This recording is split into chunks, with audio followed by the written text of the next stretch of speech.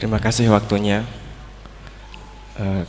Kepada Kiai Ahmad Bahauddin Nur Salim, saya mau bertanya mengenai tadi yang disampaikan bahwa setiap umumul Quran pasti ada mukhasisnya.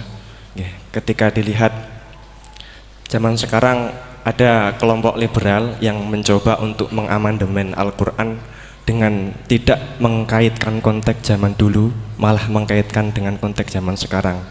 Ambil contoh dalam permasalahan ibadah haji, mereka ingin merubah haji wukufnya enggak cuma di bulan Dzulhijjah tetapi di bulan Syawal pun juga boleh. Jadi sudut pandang panjenengan gimana masalah apakah memang bisa keuniversalan Al-Quran itu pada zaman sekarang dibuat sesuai konteks sekarang? Itu saja. Assalamualaikum warahmatullahi wabarakatuh. Waalaikumsalam. Dumateng Yai, ini ada pertanyaan tentang penafsiran Al-Quran berdasarkan ilmu sains. Untuk abad sekarang kita mengenal teori ledakan besar yang sudah sangat populer. Namun walau demikian ilmu ini masih dalam bentuk zon yang wakilnya hakikatnya kita belum tahu dan belum yakin secara pasti. Namun teori ledakan besar ini kemudian disinkronkan dengan Al-Quran dengan penafsirannya bahwa ternyata di dalam Al-Quran itu sudah ada teori ledakan besar. Pertanyaan saya begini, menimbang ilmu teori ledakan besar ini adalah ilmu dzon, ini masih memungkinkan ilmu ini salah, sehingganya penafsiran terhadap Al-Quran ini menimbulkan kekhawatiran, yakni kalau ilmu ini sebenarnya salah kemudian disinkronkan dengan Al-Quran, nanti ada penyalahan dalam penafsiran. Namun sisi lain terdapat kebaikan, yakni ada banyak orang bicara bahwa Al-Quran turun sekian ratus tahun lalu ternyata di dalamnya memuat teori ledakan besar yang baru muncul abad modern ini. Dari penjelasan ini pripun monggo Yai tentang penafsiran berdasarkan ilmu yang masih dzon yang belum hakikatan seperti ini, monggo. Ini rileks saja ya, memang saya ulang lagi, memang syaratnya itu hafal Quran tadi. Enggak, karena begini, saya berkali-kali berdebat sama orang-orang liberal. Sekarang saya tanya, mereka kan senang sekali ya mengutip ayat la ikraha fiddin, bahwa dalam agama itu tidak perlu pemaksaan. Sebetulnya ayat itu jelas ada terusannya qad tabayyana rusydu minal ghayy. Yang benar tentu begitu jelas, terpisah betul begitu jelas, yang benar ya benar, yang salah ya salah.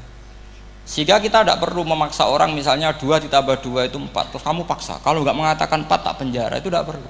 Kalau orang waras pasti bilang 2 tambah 2 4, 1 tambah 1 2. Kebenaran la ilaha illallah itu seperti itu, kebenaran yang begitu nyata sehingga tidak butuh dipaksa. Jadi sebetulnya la ikraha fiddin itu konteksnya, karena kebenaran benar-benar sudah punya eksistensi yang nyata, untuk diakui itu tidak butuh pemaksaan. Orang seluruh Indonesia kan bilang 1 tambah 1 itu 2, nggak usah diintimidasi nanti ditangkap Pak Gatot gitu. Ya tidak perlu. Makanya terusannya aja lah, repotnya sekarang santri-santri kalau pidato khitobiah di pondok-pondok ya diputus kayak orang liberal, la ikraha fiddin. Itu belum wakaf, masih qad tabayyana rusydu minal ghayy. Paham yang saya maksud ya? Sehingga kadang Nabi itu ngendikan secara ekstrim, misalnya mangqala la ilaha illallah dakhalal jannah, siapa yang meyakini la ilaha illallah nanti pasti masuk surga, entah kapan pasti masuk surga, kalau belum ya antri masih, tapi pasti lah. Terus Nabi sempat ngendikan, itu hadis sahih, wa in zana wa in saraka, meskipun pernah punya masa lalu, zana itu fi'il madhi, pernah punya masa lalu, pernah zina, pernah maling, itu sampai 3 kali sahabat protes. Tapi saya berkali-kali ngomong di ngaji di Jogja, di Bojonegoro, di rumah ngomong, kebenaran yang absolut, kebenaran yang hakiki tidak bisa terganggu oleh perilaku sosial. Bukan masalah seakan-akan hadis ini membolehkan zina, itu tidak mungkin. Inna wa la ya'muruna bil fahsya, Allah tidak akan nyuruh hal yang buruk. Tapi saya beri satu logika, satu analogi. Kalau rektor Al-Azhar kamu tanya 1 tambah 1 berapa Pak Rektor, pasti bilang 2. Kamu tanya Amrozi ya bilang 2. Kamu tanya Pak Ahok ya bilang 2. Kamu tanya Anies Baswedan ya bilang 2. Tanya Pak Nusron dia jawab 2. Sama, semuanya jawab 2. Karena kebenaran hakiki pasti absolut. Sekarang misalnya gini, ada lonte dari dulu doli misalnya, kamu tanya, Mbak, 1 tambah 1 itu berapa? Pasti bilang 2.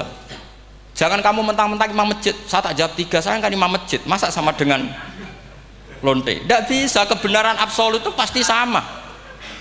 Mbok rektor Al-Azhar sama siapapun ya jawabnya sama. Paham yang saya maksud? Sebab itu kadang Nabi ngendikan wa'in itu la ilaha illallah itu kebenaran absolut, lebih absolut ketimbang 1 ditambah 1 2. Sehingga kebenaran absolut la ilaha illallah itu nggak bisa terganggu oleh apapun. Paham ya maksud? Nah itu maksud qad tabayyana rusdu minal. Kita tanya rival politik. Pak Jokowi kamu tanya 1 apa 1 ya 2, Pak Prabowo ya bilang 2. Bukan karena rival politik. Tadi Pak Jokowi jawab berapa? 2. Ya udahlah 4. Tidak ada seperti itu. Nah, itu disebut qad tabayyana rusdu. Nah kembali ke ide tadi, ide bahwa wukuf boleh di mana saja, terus boleh tidak syawal, itu udah ide. Sebenarnya sampean mikir saja itu sudah kriminal. Berarti sampean ngapalkan pikiran salah ya. Karena kalau kita diskusikan itu lucu sekali, karena ya itu sudah begini loh kaidah khilaf itu, saya kasih tahu. Walaysa kullu khilafin jaa mu'tabara illa khilafal ladzi khadzum minan nadhari. Tidak semua khilaf itu dianggap satu khilaf, satu perbedaan pendapat kalau kualitasnya nggak sama-sama mutu. Kalau yang satu nggak mutu itu nggak dianggap khilaf, nggak level. Itu tadi misalnya Imam Ghazali ngendikan begini, qala al-Ghazali gini-gini. Pasti saingannya ya qala Nawawi atau qala Al-Qurtubi atau qala siapalah. Jangan qala al-Ghazali terus kamu saingi menurut Ustadz dari Solo, dari Jogja, wah ya udah level, masa Imam Ghazali disaingi. Itu ya, aturannya seperti itu. Ini jelas. Rasulullah sendiri yang ngendikan al-hajju arafah, bahwa syarat sahnya haji adalah wukuf, dan Nabi menyebut arafah. Tentu kita tidak pernah memperbandingkan apa yang disabdakan Nabi dengan yang jadi pikiran mereka itu. Kalau mereka alasannya karena orang bergumul di situ, di Mina, di Arafah, gara-gara waktunya sama, titiknya sama, terus terjadi kematian gini. Apa yang nggak wukuf di Arafah itu hidup semua. Itu kan kayak dalilnya orang rokok mari cepat mati, oh sing rokok ya mati. Orang-orang jil juga mati. Orang-orang liberal yang pikirannya katanya ingin menyelamatkan kehidupan juga pada akhirnya mereka mati. Mendingan mati di Arafah, keren di tanah suci. Bodoh usah begitu. Sebenarnya begini loh. Mereka itu menjadi salah karena nggak mau ngaji fikih secara serius. Saya itu menyesal sekali ya. Kenapa sih orang wukuf itu kok dungani suwira barbar itu memang sakiliane. Boy dongo itu yakin pangeran apian sediluk itu tetap dituruti. Gitu aja, gak usah lama-lama. Ya kata hikam kan gitu, ngelingno pangeran udah suwi-suwi, sing perlu dielingno sing iso lali, pangeran iso lali kok amen mbok elingno wae kan gitu cara madzhab hikam. Makanya kata madzhab hikam kan gitu, wa inna ma yunabbahu man yajuzu alaihil ikhfal, yang boleh diingatkan yang mungkin lupa. Tapi kalau masih ingat ya sudah tidak usah diingatkan lagi. Doa itu sekali saja. Saya ini termasuk korban kitab hikam. Loh, saya itu berkali-kali ke Mekah. Itu saya kalau dongo itu pertama di Multazam berdoa. Itu saya sebagai santri ya pas di Multazam ingin berdoa lagi, tapi mesti spontan tuh ingat hikam yang boleh diingatkan yang mungkin lupa. Akhirnya bilang ya sudah tadi Gusti, ya gitu dok. Di putaran ketiga bilang tadi loh Gusti, ya gitu terus, karena memang saya malu mengingatkan zat yang nggak mungkin lupa. Tapi sampean jangan ikut saya, ini kriminal. Ini termasuk sisi-sisi kriminal ilmu saya. Tapi ilmunya ada, sama cari di hikam, wa inna ma yunabbahu man yajuzu alihil ikhfal, yang boleh diingatkan yang berpotensi lupa. Mungkin Anda punya dalih, wah aku dongo mau nunjukno butuh Gus, tapi ra kepen disembadani. Ya alhamdulillah aku yang ngono. Tapi tak pikir makom sampean tidak seperti itu, tetap kepengen disembadani. Lalu pertanyaannya kemudian, kalau kita ngikuti fikih sebetulnya nggak perlu menumpuk di Arafah, sama cari di takrib, di muin, di semua bab fikih.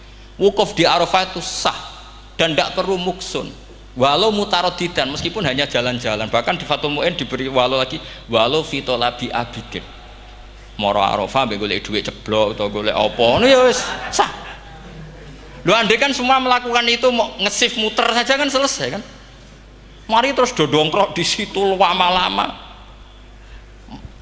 Iya enggak?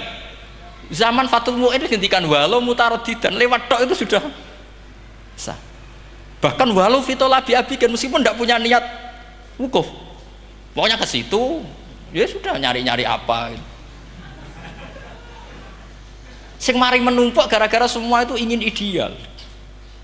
Wah mumpung di Arafah, ngentekno Tegal, ngentekno sawah, wah sudah. Makanya kalau haji itu sama orang yang ngedol Tegal mesti seru, wah itu nangis. Haji be orang alim atau orang KBIH gak iso nangis karena malah badi kan dia kan nggak pati iso nangis mesti itu. Nah ini kan, nah ini penting saya utarakan. Jadi andikan orang itu ya haji kayak orang-orang alim. Setahu saya orang-orang alim kalau haji ya biasa saja, sekadarnya. Karena ya dia tahu ini masalah karena nanti ganggu yang lain, sekadarnya. Karena kita ini berlebihan, akhirnya menumpuk di situ. Padahal fikih zaman dulu sudah mengatakan walau mutaraddidan fitolabi abikin, jelas itu takbirnya. Masih ingat atau tidak takbir itu? Harus ingat kan? Jadi ini kan problem kita lagi-lagi tidak hafal. Kita tidak menguasai ngotok fikih. Saya dulu sinau Fathul Mu'in, makanya Gus Zofur itu cerita kita ini hidup. Gus Zofur sering cerita ke saya, kita ini hidup berkah Gus. Zaman saya jenengan itu rata-rata teman-teman Fathul Mu'in itu setengah hafal i'anah. Ya karena kompetitornya ya baik, peminatnya ya baik. Dulu saking senengnya Gus Naji sama ilmu itu, beliau pernah ikut Fathul Mu'in era saya. Padahal sudah dari Mekah lama. Saking senengnya ilmu. Jadi kita dulu biasa diskusi dengan Gus Naji, dengan Gus Zofur karena saking senengnya ilmu. Ya itu tadi. Karena memang ilmu itu asik. Tapi kita ini belajar fikih itu tidak seperti itu. Kita sudah kayak ya sudah kayak orang-orang yang nggak mau fikih. Wong nak ndonga ning Arafah gini-gini terus ya hanya gitu-gitu dok. Tidak mikir kalau ganggu orang lain itu begini gue tidak mikir. Itu satu. Jadi menurut saya sampean jangan pernah terlintas bahwa pendapat jil atau apa saja itu pendapat. Walaysa kullu khilafin ja'a mu'tabara illa khilafal ladzi haddu minan nadhari. Tidak semua khilaf itu kita hitung khilaf kecuali yang kualitasnya sama. Kecuali begini kualitasnya agak sama. Misalnya sholat jenazah. Sholat jenazah itu trennya kan mayit di depan, terus imamnya itu di belakang. Nah itu boleh, ada ulama mengatakan nggak apa-apa. Sholat jenazahnya di depan, mayit imamnya di jenazahnya di belakang, imamnya di depan. Meskipun itu tidak lazim, tapi masih masuk akal. Itu tadi fa'innal janazah laisat bimanzilatil imam. Piye jenazah ora imam wajib kok ngarep. Alasannya apa? Loh itu tidak orang liberal, itu kitab Mahalil. Kaul awal jenazah harus di depan, kaul sani tidak harus. Piye jenazah itu tidak imam. Coba alasannya di depan apa? Dia tidak imam. Kalau seperti itu masih khilaf karena sama-sama ulama. Dan khilaf ini dipraktekkan, tapi jangan di sini loh ya, ini jadi fitnah. Sampean tak cerita nih, sampean kalau haji itu tiap ba'dal maktubah ada sholat jenazah enggak? Enggak, sampean jawab saja. Yang pernah haji, tiap maktubah kan ada sholat jenazah. Itu jenazahnya di depan apa di kamar mayat? Loh, itu bukan goib loh, orangnya masih belum dikubur. Enggak, sampean jawab saja. Di kamar mayat, enggak semuanya dibawa ke depan. Artinya ada konteks tertentu, mungkin kauliku ya ono gunane dalam konteks Mekah karena orangnya banyak sibuk, ora kober gawa napa? Jenazah. Tapi dalam konteks Indonesia ya suul adab. Wong keren pisan kok ngarepe kok ora oleh gitu. Jadi ya kalau kiai kan biasa kok ngarep keren. Misalnya jenazah wong awam kesempatan sak ngarepe kiai yo pas mati kowe kok ora oleh gitu. Jadi cara kula itu kan. Lah iya misalnya ana wong awam goblok mati. Jenazah dak kok nguri. Dadi yo apa dadi ngarepe kiai pisan kok ora oleh gitu loh. Jadi menurut saya itu. Tapi kalau kamu mengatakan ini fardhu ain, kalau enggak di depan enggak salah, alasan Anda apa? Ini itu udah imam. Yang wajib di depan kita ini kalau imam. Lah seperti itu khilaf. Ini cerita khilaf. Mutu, alasannya sama-sama mutu. Qailnya yang punya pendapat ya sama-sama mutu karena diceritakan kita mahali. Dan dipraktekkan di Arab Saudi, yaitu banyak jenazah di kamar mayat, tetap sholat apa? Jenazah. Gaib. Itu pernah saya praktekkan. Tapi sekali itu saja, mungkin tidak terulang. Pas kemarin Mbak Nafe Hajin, Mbak Nafe itu dekat jenazah itu tidak mungkin, banyak sekali. Gak sholat wes bengi-bengi tak anteni nganti jam loro. Dan saya akrab sama beliau, sering guyon sama saya. Sebelum meninggal tuh berkali-kali, ya memang masih keluarga sama saya, jadi sering guyon. Dulu sering guyon sama saya. Ya, aku sebenarnya tenanan, ini sering ngandani saya. Gitu. Saya nggak ngira kalau mau wafat. Akhirnya saya itu ke masjid sama anak saya namanya Hasan. Aku nyelati Mbak Nafe. Pak kok nggak di depannya? Ya sudah ini darurat, karena nggak mungkin mendekat beliau. Jadi ya itu tadi buktinya sholat ghaib. Sholat ghaib juga misalnya orang Kediri boleh nggak nyolati orang yang mati di NTT yang lebih timur, boleh nggak? Boleh, padahal mayatnya di belakang karena memang tidak imam. Lah kalau seperti itu khilaf, ini cerita kalau seperti itu khilaf meskipun agak-agak kontroversi tapi kualitasnya masih waras lah, masih bagus.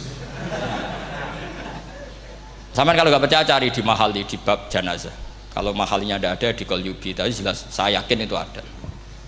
Saya tidak donan yakin ya. Kalau nu mulang loh, ya mulang terus tidak punya masalah ingatan. Jadi ingat betul kalau takbir itu ada gitu.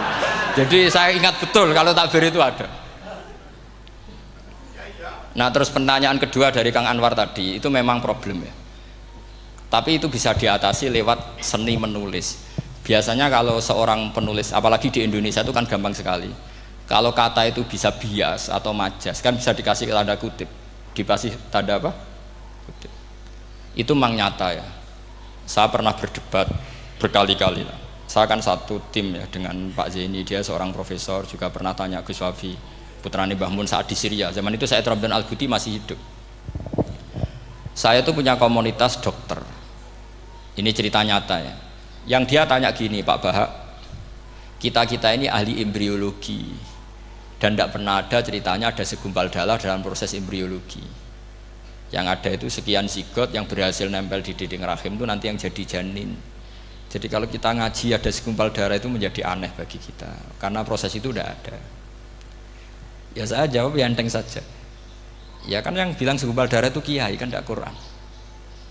Makanya benar Kang Anwar tadi yang ngomong itu mufasirnya atau kiainya yang terjemah. Kalau Quran hanya bilang min alakin. Iqra bismi rabbikal ladzi khalaq khalaqal insana min alaq. Alaq itu kan dari kata alaqa ya'liku alaqon, sesuatu yang nempel itu namanya alaqah. Makanya di Alfiyah ada wa ulqatun hasilatun, ulqah itu sesuatu yang terkait atau yang menempel. Sehingga ya pokoknya kalau alaq itu artinya tidak harus segumpal darah, bisa sesuatu yang menempel. Sama cari di kamus, dicari sama dia kamus. Alika ya'liku menempel. Oh, ya oke Pak Ba, enggak masalah. Nah, lalu kalau kita memaksakan itu bukti ilmiahnya Quran ya resiko juga, nanti ada penelitian yang berbeda. Makanya kita bisa memanfaatkan tanda kutip kalau lafadz itu majas atau kata itu majas, kalimat itu majas. Atau kita menganalisis secara balaghah min jinsi dzalikat dam. Misalnya begini, saya kalau sedang benci Anda, saya akan bilang kamu itu membawa WC. Wong tak melete gawa WC ngalor ngidul, karena di perut kita memang ada kotoran. Berarti kita ini WC yang melaku ngalor ngidul. Oke, itu saat kita benci manusia. Coba sampean lihat di kitab tasawuf. Faqih fatatakabbar wa anta kanafun minal aknam, itu kan disebut kamu kok sombong kowe iku WC melaku. Tapi nanti kalau kamu ngaji di alam rohani, kamu disebut laqad khalaqnal insana fi ahsani taqwim. Artinya bisa saja alakin ini benar-benar maknanya segumpal darah. Tapi dalam konteks manusia, jenis kamu adalah jenis segumpal darah. Bukan dalam proses embriologi mengalami segumpal darah. Kita masih bisa berkelit, asal kamu ilmunya banyak, hafalaman banyak, tetap bisa berkelit. Problemnya kadang kita tidak punya ilmu. Loh ya ini kisah nyata ya. Jadi kemarin entah tanggal berapa saya lupa, itu kan Kemenak datang ke Yai, ke Mbah Mun, ke Gus Zofur. Di antara usul saya seperti itu, mbok terjemah Kemenak, kalau yang terkait sain itu dikasih bahasa yang bias, karena nanti kalau tidak bias, ini nanti ada penelitian kelihatan Quran dianggap loh ya, dianggap salah. Sebenarnya salah yang terjemah. Atau kita yakin sesuai ilmiah, ternyata suatu saat ada penemuan yang berbeda. Kita bisa manfaatkan tadi seni menulis tadi, misalnya tanda kutip atau dipakai kata bias.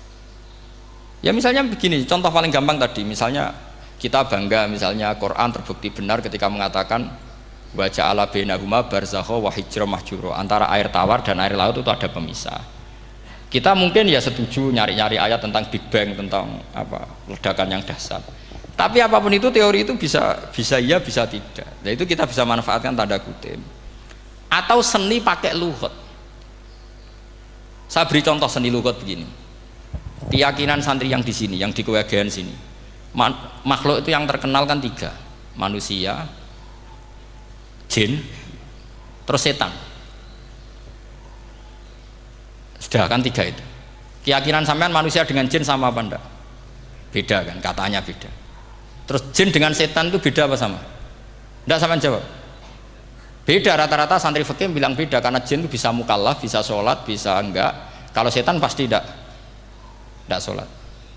Tapi pecinta orang sholat dia, kalau orang sholat datang penggemar dia, mau ganggu gitu. Nah sekarang pertanyaannya gini, lalu ketika para ulama mengatakan jin dan malaikat itu beda, jin dengan setan beda, tapi di Quran itu ada loh ayat fasajadu illa iblis kana minal jinni fafasaqa an amri rabbi. Jelas ayatnya di surat Isra kalau nggak salah tuh, kana minal jin, kana ono sopo iblis iku minal jinni.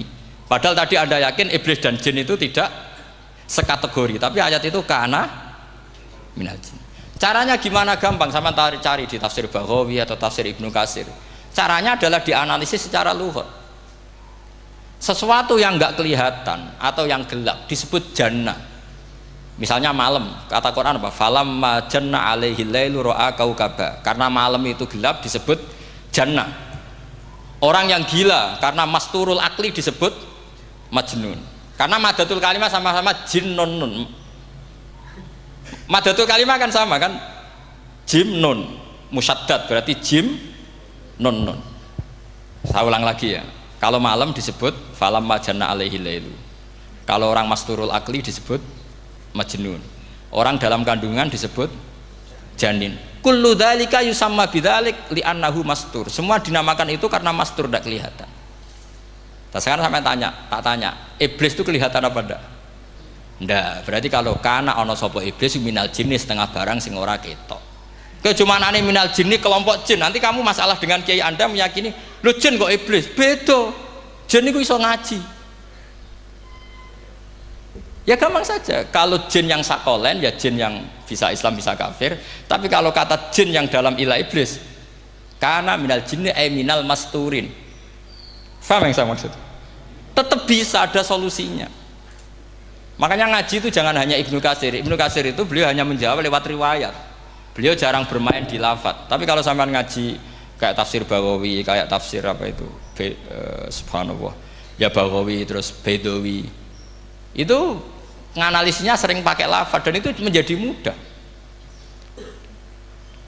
Misalnya lagi begini, sholat kita ini ya sholat yang muftatahatun bitakbir, muftatamatun bitaslim. Tapi kita secara lughat jelas as-sholat lughatan ad-du'a. Dan ada lafadz di Quran yang nggak mungkin kita maknani sholat itu dengan makna sholat yang mustalah alaihim tal fuqaha, yaitu di ayat khud min amwalihim shadaqatan tutahhiruhum wa tuzakkihim biha wa sholli alaihim inna sholataka sakanul lahum. Muhammad, kalau ada orang zakat ke kamu, sholli alaihim, kamu harus mensolati mereka. Wong cek urip kok di solati, pasti maknanya sholli ai utulahum, kamu mendoakan. Terus inna sholataka sakanul lahum ai du'auka sakanul lahum, doa kamu membuat mereka tenang. Faham sih kalau maksud? Lagi-lagi kita, kalau Anda janggal secara ilmiah, ya sama seperti misalnya katanya bumi menurut Quran itu diciptakan dalam masa 6 hari, padahal menurut teori Big Bang sekian juta tahun. Lu yaumin itu maknanya tidak harus 24 jam. Kullahinin bisa disebut kullah yaumin. Buktinya ayat yas'aluhu man fis samawati wal ard kulla yaumin huwa fi sa'an. Apa Allah memutus sesuatu nunggu 24 jam? Kullahinin wa kulla waqtin huwa fi sa'an. Makanya di terjemahan UII termasuk saya usul visitati ayam itu dalam 6 masa. Karena kalau orang bilang hari, asumsinya itu 24 jam kali 6. Itu masih bisa, masih meskipun mungkin seperti itu, tapi ya mungkin tidak. Tapi kita masih bisa bermain kata gini, ku dinetralisir. Yaum maknanya khin. Napa maknane napa? Hin. Kayak di apa? Yas'aluhu man fis samawati wal ardi kulla yaumin huwa fisa. Kayak di ayat lagi, limanil mulkul yaum. Allah tanya itu ketika di akhirat apa di dunia? Enggak, sampean jawab. Di akhirat. Ketika nanti di akhirat Allah tanya, liman iku kedue sapa al mulku te kerajaan al yauma. Limanil mulkul yaum lillahil wahidil. Fa inna fil akhirah laisa hunaka yaumun wala hunaka sa'a wala hunaka misalnya arbaun wa isruna sa. Di akhirat tidak ada 24 jam. Istilahnya Allah ya limanil mulkul yaum. Paham sih kalau maksud? Jadi lagi-lagi syaratnya hafal tadi. Nah, jadi artinya lafadz yaum dipakai di Quran berapa kali? Konteksnya apa saja? Ya saya kira demikian. Mungkin kita anggap cekap ya karena tadi apa? Ini Jumatan terus tak pikir tanya itu ya saya yang tanya itu karena itu tadi. Ya nggak apa-apa kalau masih ada yang tanya, tapi saya pikir ya itu tadilah yang saya utarakan saya kira cukup. Kalau ingin alim memang syaratnya harus hafal banyak terus. Ya kalau ndak ya itu tadi harus orang sudah ndak ada semua terus tinggal kita yang hidup itu pasti kita alim sendiri itu. Ya pilihannya hanya itu. Tapi kalau ingin kompetisi masih gampang lah. Di Kediri banyak orang alim, di Rembang banyak. Kan bisa cara Imam Bukhari al-luqi wal mu'asyarah bisa sering ketemu lewat ngaji kilatan atau ngaji. Karena kiai banyak. Ada yang kiai fanatik khatam, kilatan. Di sarang ya banyak kados Gus Said itu ngaji butuh khatam. Khatam itu barokah. Kan pernah mendengar sekian. Ada kiai yang senengannya yang penting faham. Ada kiai yang kebetulan nasibnya baik ya faham ya khatam. Itu ada santri macam-macam, sementing khatam, ono sing penting faham, ono sing penting ya penting untuk barokah. Repot aja nih, repot es. Tapi yang penting itu saya mohon lah, kalau orang lain tahu Quran lewat terjemah kita, kalau bisa jangan lah. Kita ini ngaji Jalalain, ngaji tafsir Sawi, ngaji macam-macam. Saya itu kalau sinau tafsir itu tak ulang-ulang. Saya itu sampai lupa khatam Jalalain berapa kali itu sampai lupa. Karena itu tadi, setiap saya baca pasti nanti analisisnya beda. Tadi misalnya u'budu rabbakum. Kalau dalam konteks orang kafir jelas wahidu rabbakum karena mereka masih melakukan isyrak. Tapi kalau orang Islam dibilang cong kamu ibadah dawimu alal ibadah karena sudah Islam. Itu Imam Suyuti tidak konsisten. Tidak konsistennya karena beliau orang alim. Ya Yohanes kadang ditafsiri ahla Makkah. Memang saat itu konteksnya Makkah. Tapi dalam konteks Islam tentu wama arsalnaka illa kafatal lidasi basyira wa nadhira. Itu kan ulama. Kalau ingat asbabun nuzul ya ayuhan nas jelas ahla Makkah. Tapi kalau ingat umumul Quran nas ya kullan nas bukan harus ahla napa? Makkah. Makanya ada fi tafsirin qala ahla Makkah. Wa fi tafsirin akhar dia bilang ayyan nas. Ini yang mengulang-ulang akan paham karena konteksnya apa? Beda. Lagi-lagi ya tadi harus hafal. Ayuhan nas dipakai Quran berapa kali, konteksnya apa saja. Makanya Ibnu Abbas ketika ditanya bagaimana perbedaan ayat Makkiyah dan Madaniyah, beliau enteng jawab, biasanya kalau surat Makkiyah dimulai ya ayuhan nas karena mereka zaman itu masih kafir belum berstatus mukmin. Kalau di Madinah rata-rata khitab sudah ya ayyuhalladzina amanu karena di Madinah mayoritas sudah mukmin. Tetap memanfaatkan proses dialek dan itu mudah. Memang kalau kita neliti terus mudah. Maknanya mudah itu tidak sulit. Ya memang Nabi begitu. Loh, sampean kalau hafal hadis nanti akan ngomong seperti saya. Loh, itu otomatis. Misalnya begini, Nabi itu ditanya, ya Rasulullah, dulani ala amalin gini-gini terus terakhir dia ya yudkhilunil jannah yang bisa masukkan saya ke surga. Nabi jawabnya itu, inna dzalika yasir, itu gampang. Tapi terusannya yang enggak nguati alaman yassarahu wa. Oh itu gampang dong bagi wong sing digampangno pangeran. Orang kata Nabi, wah ini sulit, enggak semua orang masuk surga. Nabi jawabnya inna dzalika yasir, itu gampang. Tapi terusannya alaman yassarahu wa. Ya mengen Quran adatnya ya gitu. Inna dzalika ala wa yasir. Ya itu gampang. Bukan berarti kita nyepelekno ndak, memang ya itu tadi. Sesuatu sulit itu kalau kita tidak tahu rumusnya, sebenarnya kita tahu, cuma tidak mau. Sampean tahu kalau rumusnya ingin alim tafsir harus hafal Quran, hafal hadis, pernah ngaji etkon, ngaji ini, tahu, tapi kan nggak mau. Akhirnya mau takut dok, caranya ngalim bagus. Aslinya ngerti, nak caranya itu ngerti. Gelemnya sing raga. Nah itu kan gitu. Ini kebetulan kenyek kan ngomong fakta biasa mawon, betul kenyek. Ya seperti kamu mau ke Jakarta kan jauh, tapi tetap gampang caranya beli tiket gini-gini ya kan. Ya kalau ingin alim tafsir, 1 hafal Quran, 2 minimal setengah hafal Jalalain. Nanti kalau Jalalain janggal, kamu ngaji Sawi, karena banyak juga Jalalain yang diprotes sama Imam Sawi, dikritik. Itu kan wajar ya, sarah itu hanya membenarkan yang di matan ada masalah. Takrib kurang barokah, ya ada beberapa yang dibenarkan sarah. Kayak takrib ngendikan mabit bimina sunat apa wajib, kalau di kitab Fathul Qorib sunat, di sarah dibenarkan, kalau yang benar itu wajib. Takrib bilang sholat jamaah itu sunat muakkadah, di sarah dibenarkan itu fardu kifayah. Ya sama di Jalalain kadang ada masalah seperti itu. Imam Suyuti meyakini satu hal, sama sarah dibenarkan. Makanya ya Jalalain ya Sawi. Nanti setelah itu khatam semua, belajar tafsir Baghawi. Nanti kan alim sendiri. Apalagi di desa kamu tidak ada orang alim, wah hebat.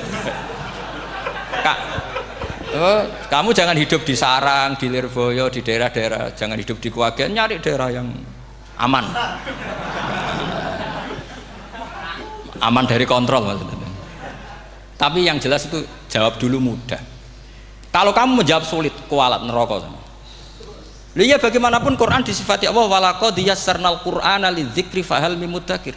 Makanya saya tadi ngomong, kalau Anda hafal seperti saya, pasti cara ngomong kayak saya. Kita mau ngomong Quran sulit tidak mungkin. Kita ini ingat kalau Allah mensifati Quran walaqad yassarnal Qur'ana. Fakaifa wasafahu wa bil yusri wa anta taqulu bil usri. Bagaimana Allah mengatakan yusrun kemudian Anda mengatakan usr. Neraka sama bantah pangeran. Atau gini, kalau terpaksa muni sulit Gus, tapi sementara ini pokoknya tambahi gitu lah, nanti ya masih sulit, tapi ya bisa saja tidak sulit. Karena tadi bukti kalau Quran mudah, orang kafir ketika dibacakan yang nangis banyak. Raja Najasyi sebelum Islam dibacakan surat oleh Ja'far bin Abi Thalib nangis. Inna hadza wa ma nazala ala Musa lamin miskatin wahidah. Ini dengan Taurat pasti dari pintu yang sama, dari nur yang sama. Miskat itu nur. Faham nangis sampai wa idza sami'u. Sami'u itu belum Islam loh ketika itu. Wa idza sami'u ma unzila ilar rasuli taro a'yunahum tafidu minad dam'i mimma arafu minal haq, lagi yaquluna rabbana amanna. Artinya fahimu khina kanu fil kufr. Mereka faham ketika masih kafir. Karena muyassar, Quran itu muyassar. Fakaifa la tafham. Wa anta tata alam kutuba kadza wa kadza wa takhtimu kutuba kadza kadza. Kok ijek kadza? Ada gua entek kadane. Ini bukan kritik, ini pelurusan. Sampeyan jangan sensitif, kok cah wedok yang dikandani sensitif, mutung. Ini pelurusan. Jelas Quran disifati walaqad yassarnal Qur'ana lidzikri fahal mim mudzakir. Dan itu nyata, saya ulang lagi itu nyata. Sampai yang saya ceritakan di makalah ini, ada orang Bedui, ada seorang khotib khutbah, fawarabbis sama'i wal ardi innahu lahaqqum mislama annakum tantikun. Arabinya tanya sama Pak Khotib, itu kan artinya kan demi Tuhannya langit dan bumi. Si Arabi tanya Pak Khotib, yang bikin murka Allah itu siapa? Kok sampai Allah terpaksa sumpah? Karena si Arabi tahu orang sampai sumpah itu pasti karena tersinggung. Kalau nggak tersinggung ngapain Anda sumpah? Dalam kehidupan sehari-hari kalau kita sampai sumpah itu karena tersinggung. Kita ditagih orang bisa, sesuk tak sahur, ditagih lagi bilang kita tak sahur. Nah, serah percaya bang, wallahi sesuk tak sahur. Kalau orang sumpah itu karena tersinggung. Ternyata betul. Sampai cek di Quran. Kalau Allah memulai surat dengan sumpah, pasti terusannya Allah itu duka atau marah karena sumpah itu untuk yang tersinggung. Makanya di Balaghah diterangkan, kalau kaidah normal, kondisi normal, kamu harus bilang Zaidun qaimun. Kalau mukhatab ada indikasi tidak percaya, kamu bilang inna Zaidan qaimun. Kalau selalu kelihatan tidak percaya, kamu harus bilang wallahi inna Zaidan laqaimun. Ya enggak di ilmu balaghah. Lah iya itu kan Arabi saja paham. Kamu yang ngaji Jawahirul Maknun tidak paham kan aneh. Makanya itu penting itu. Lagi-lagi walaqad yassarnal Qur'ana lidzikri fahal